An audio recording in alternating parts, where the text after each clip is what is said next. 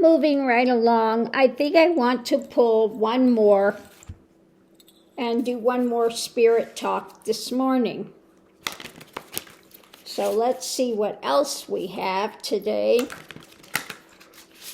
from the realm of spirit, higher awareness.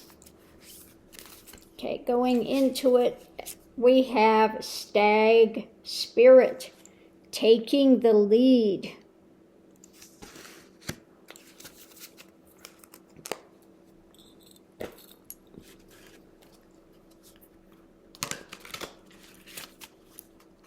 And let's see what we have with that.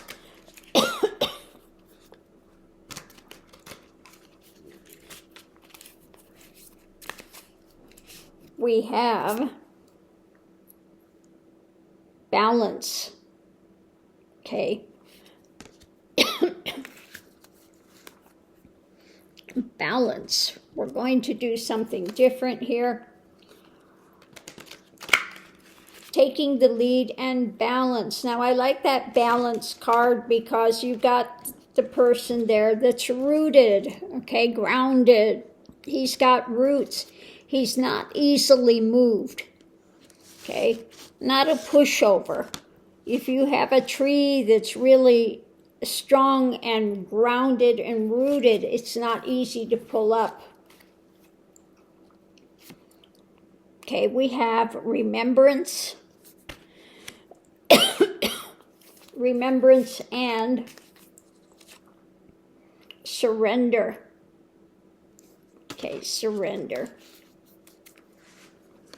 So, in order to be a leader,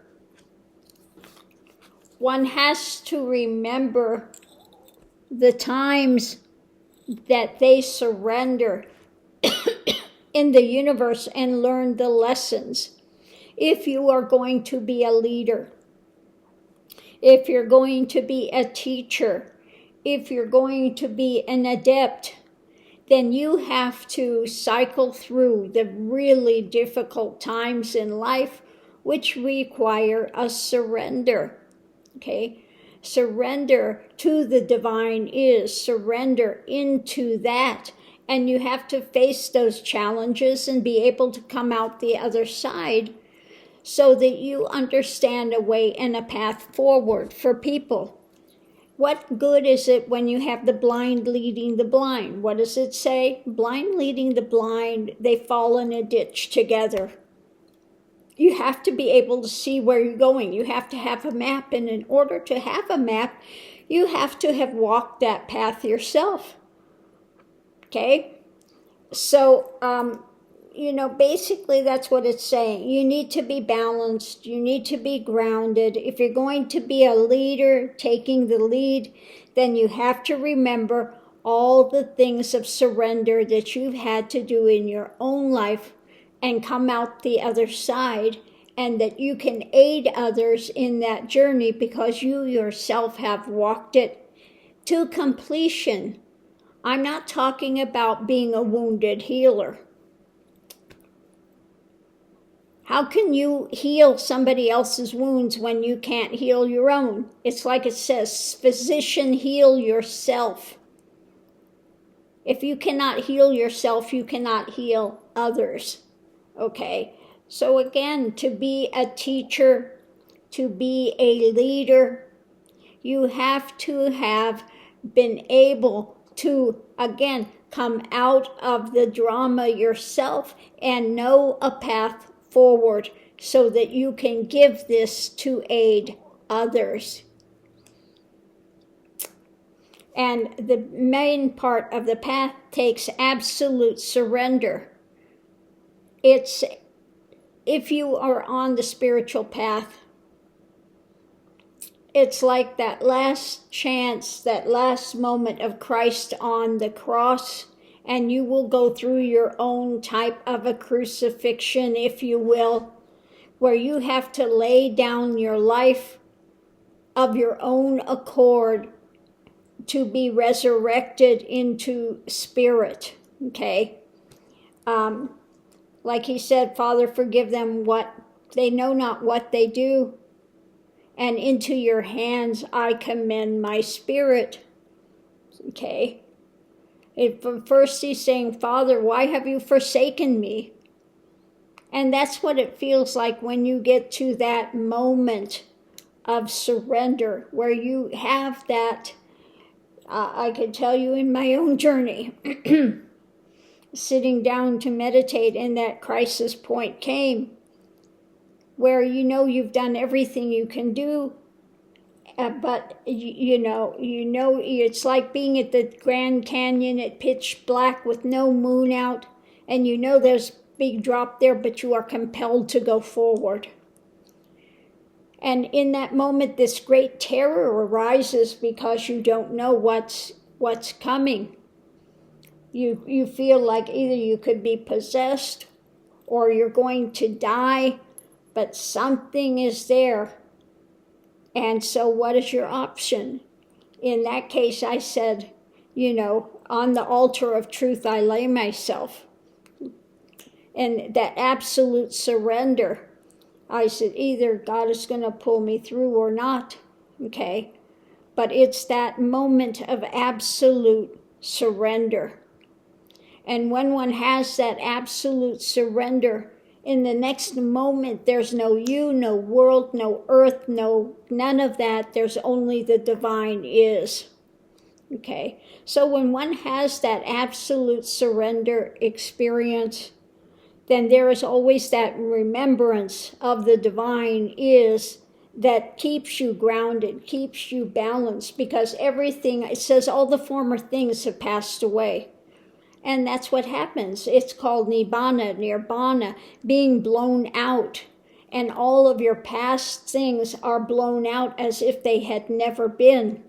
And one awakens into a totally new consciousness and awareness, which keeps one grounded in balance. But it takes that absolute surrender. It's like in Christianity, and they have the baptism. But the baptism is just showing you what happens in spirit in the ultimate end point of that surrender, that death, and rising up into a new awareness. Okay? So again, you have to understand what the path is, and there are very good guidelines, pointings in the Bible as to what it is. It also talks about, Kundalini. They hate that word. It's nothing more than the divine spirit, that absolute life force, the Holy Spirit. It's like in the Bible where they had the big wind that went through the tent and they had the fire above the heads. That's the awakening of that light, awakening of that. And then that processes through all the different layers of consciousness to, again, go through and purify those. It also says in the Bible one has to go through that purification process, like metal, being refined. How do they refine metal? It's put through the fire, okay? It's not talked at nicely, You go through the fire, you go through, that difficult time. And then eventually you have to surrender by your own self-surrender into that divine is. You have to want the divine is more than you want your next breath of air. Okay? And be willing to surrender fully. And I can tell you that is a terrifying moment when that happens, but everything is blown out in a millisecond. There's no, like I said, no you, no world, no thing. The only awareness of that moment is the divine is, and you understand. It's kind of like the endpoint joke of the universe. You're searching for the divine is everywhere. You're searching for God. You want to know God. You want to know the truth of it. And God is not some being sitting on a throne up there with a white beard, some male persona. Like they try to make in the Old Testament that my God's a jealous God. Well, then that's not the God that I know. The divine is not a jealous God. The divine is this purity. And you know within its purity why karma exists, why it has to exist. Okay, all of these things are revealed in an instant. It's just immediately known. It's not something you study, it's not something you learn, it's not something you go to school for and you're taught. It's a divine knowing that takes place when all the rest of this drama has gone. So again, if you want to be a leader, okay, then you have to be grounded, you have to be balanced, and you have to remember that point of surrender and understanding that death into life. And it's in that moment, you know, there is no death, okay? There is no death. There is only that divine life, okay?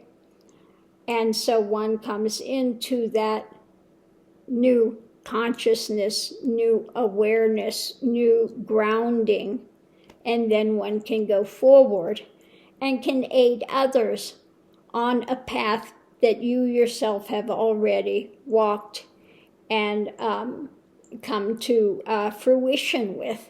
Okay, so on that note, I'll leave that here, and I'll see you online.